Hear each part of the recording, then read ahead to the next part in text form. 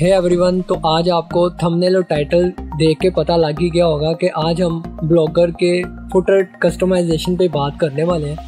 तो मेरे एक सब्सक्राइबर ने मुझे कमेंट करके पूछा था कि हम किस तरह अपने फुटर को चेंज कर सकते हैं। तो इसमें भी बहुत सारी कंडीशंस होती हैं। कुछ पेड और फ्री टेम्पलेट्स के अंदर आपको अलाउ होता है कि आप अपना फुटर चेंज कर सकते हो, और काफ़ी बार ऐसा भी होता है कि पेड टेम्पलेट के अंदर फुटर कस्टमाइजेशन का ऑप्शन ही नहीं होता। तो इन चीज़ों को टैकल करने के लिए आज की वीडियो है। तो आज की वीडियो में मैं आपको जो मेथड्स बताऊंगा वो 100% काम करते हैं, और इसको मैं इसलिए भी कवर कर रहा हूँ कि इन फ्यूचर जब मैं कोई और ब्लॉगर टेम्पलेट्स लाऊं तो मुझे बार बार एक चीज़ को एक्सप्लेन ना करना पड़े, मैं सीधा इस वीडियो पे रेफ़र कर सकूँ। तो अगर आप मेरे टेम्पलेट को डाउनलोड करके ये वीडियो देख रहे हैं तो आप इसको फॉलो अप करें और आप अपने जो टेम्पलेट को आराम से कस्टमाइज़ कर सकेंगे। तो इस ट्यूटोरियल को डेमोन्स्ट्रेट करने के लिए मैंने इंटरनेट से एक टेम्पलेट डाउनलोड किया है। ये आप देख सकते हैं, फ्री वर्जन है, ऑफिशियल वेबसाइट से डाउनलोड किया है। जाहिर सी बात है इसका फुटर चेंज नहीं कर सकते। तो इसको मैं पहले आपको ब्लॉगर पे अप्लाई करके दिखाता हूँ। तो जिस तरह नॉर्मली फाइल्स मिलती हैं ये उसी तरह मिल रही है। आपको इस फाइल को नोटपैड के अंदर ओपन करना है, राइट क्लिक करेंगे, ओपन विद नोटपैड करेंगे तो ये ऐसे कुछ कंटेंट आपके सामने आ जाएगा। आपने कंट्रोल A प्रेस करना है, कंट्रोल C प्रेस करके आपने अपने ब्लॉगर के डैशबोर्ड पर जाना है। यहाँ से आपने जाना है थीम के अंदर, और फिर यहाँ से आपके सामने इस तरह का कस्टमाइज का एक बटन आ रहा होगा, ड्रॉप डाउन जो आपको यहाँ पे नज़र आ रहा है, आपने इस पर क्लिक करना है और यहाँ से आपने जाना है एडिट HTML पर। फिर एक नई विंडो पॉपअप होगी। तो जो आपने टेम्पलेट डाउनलोड किया होगा, चाहे वो पेड हो या फ्री, आपने इसको ओपन करना है इन नोटपैड। जिस तरह आप देख सकते हैं, राइट क्लिक करेंगे तो ओपन विद नोटपैड। जब आप इसको ओपन करेंगे आपने इसके अंदर का जितना थीम का कंटेंट आपने कंट्रोल A से सिलेक्ट करना है और कंट्रोल C से कॉपी करना है। तो आपने यहाँ पर आके कंट्रोल A फिर से प्रेस करना है, ये सारी चीज़ों को सिलेक्ट कर लेगा। उसके बाद आपने कंट्रोल V प्रेस कर देना। तो ये यहाँ पर थीम आपका पेस्ट हो गया, और अब आपने ये जो राइट हैंड साइड पर टॉप पर आपको सेव का बटन नज़र आ रहा है, आपने इस पर क्लिक कर देना। थोड़ा सा टाइम लेगा लेकिन आपका जो थीम है वो सेव कर देगा। अब देख सकते हैं कि आपका थीम जो है वो सेव हो चुका है, नीचे उन्होंने नोटिफिकेशन दे दिया। अब मैं अपनी वेबसाइट पर आके रिफ्रेश करूं तो ये मुझे थीम मेरा वो दिखा देगा जो मैंने अभी अपडेट किया है। तो अब हमने जो मेन चीज़ देखनी है वो उसका फुटर है। तो आप देख सकते हैं पेड टेम्पलेट है तो इसकी वजह से उसका फुटर आ रहा है, और मैं इसको चेंज नहीं कर सकता, मैं जो मर्जी कर लूँ। तो इसके दो हल हैं इसको सॉल्व करने के। तो जो पहला हल है हम उसको फॉलो करके देखते हैं। तो सिंपली आपने अपने थीम के अंदर आना है, जिस तरह भी यहाँ पर हम हैं, आपने यहाँ पे क्लिक करना है और यहाँ पे कंट्रोल F जब आप प्रेस करेंगे तो ये सर्च का एक ऑप्शन खुल जाएगा। यहाँ से आपने जो यहाँ पे लिखा हुआ है फुटर के अंदर आपने वही सर्च कर लेना थोड़ा सा। तो ये आपको आइडिया दे देगा और आपको उस लाइन पर ले जाएगा जहाँ पे ये चीज़ स्टार्ट हो रही है। तो अगर आपकी पहले ये सोचा कि मैं इसको सिंपली रिमूव कर देता हूँ तो उसका कोई फ़ायदा नहीं है। जब आप रिमूव करेंगे, मैं आपको दिखा ही देता हूँ, बल्कि अगर मैं इसको रिमूव करूँ इस तरह, जैसे कि इसको मैंने कट कर लिया और मैंने इसको सेव करता हूँ, जैसे आप देख सकते हैं थीम सेव हो गया। अब मैं दोबारा अपनी वेबसाइट पर जाकर जब रिफ्रेश करूँगा तो फुटर तो रिमूव हो गया, लेकिन अब एक प्रॉब्लम आपको फेस होगी, वो अब आपको थोड़ी देर में खुद नज़र आ जाएगी। अब देख सकते हैं कि खुद ही रीडायरेक्ट होने लग जाता है थीम के ओनर की वेबसाइट पर। तो हमें ये नहीं चाहिए। तो इस चीज़ को टैकल करने के लिए हम सिंपली अपने टेम्पलेट के अंदर जाते हैं और उसी लाइन पर जाते हैं जहाँ से हमने अभी चेंज किए थे। तो मैंने भी यहाँ पे कट किया था, मैं दोबारा यहाँ पे पेस्ट कर रहा हूँ। और हमने इस चीज़ को चेंज नहीं करना, बल्कि हम सिंपली जो मैं आपको एक कोड प्रोवाइड करूँगा नीचे, आप डिस्क्रिप्शन से इसको कॉपी कर सकते हैं।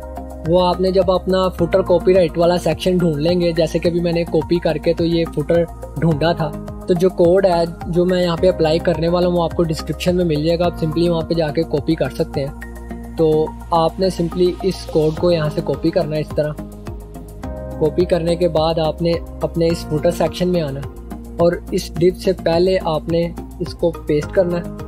अब ये यहाँ पे पेस्ट हो गया। अब आपने इसको क्लोजिंग को एक और डिव को लेना और आपने इसके साथ ही पेस्ट कर देना और फिर सेव कर देना। एक ये हल है, थोड़ा टाइम ले सकता है आपके इंटरनेट की स्पीड के हिसाब से।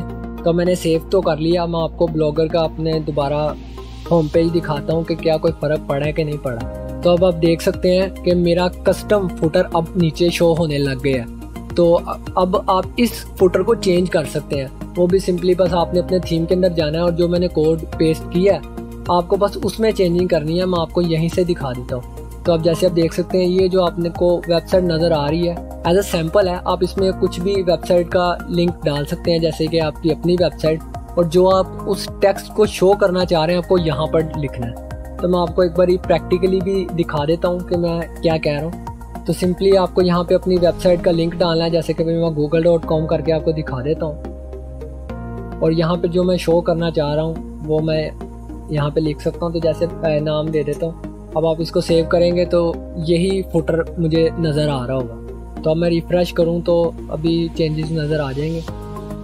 अब आप देख सकते हैं जो फुटर है वो चेंज हो चुका है और मेरी मर्ज़ी के मुताबिक चीज़ें नज़र आ रही हैं। और अगर मैं इस लिंक पे अब क्लिक करूं तो वो मेरी मर्ज़ी के पेज पे मुझे लेके जा रहा है। तो एक तो ये हल है और ये काफ़ी पेड और फ्री टेम्पलेट्स पर काम कर जाता है। लेकिन अगर ये भी टेक्निक काम ना करे तो मेरे पास एक और हार्डकोर टेक्निक है जो आप हर ब्लॉगर के टेम्पलेट पे यूज़ कर सकते हैं। तो उसके लिए आपको करना ये है, आपने अब सिंपली स्क्रॉल डाउन करना है, एंड पर जाना है अपने ब्लॉगर के टेम्पलेट पर और आपको जो ये जुब्रिश का कोड नज़र आ रहा है आपने ये कॉपी कर रहा है।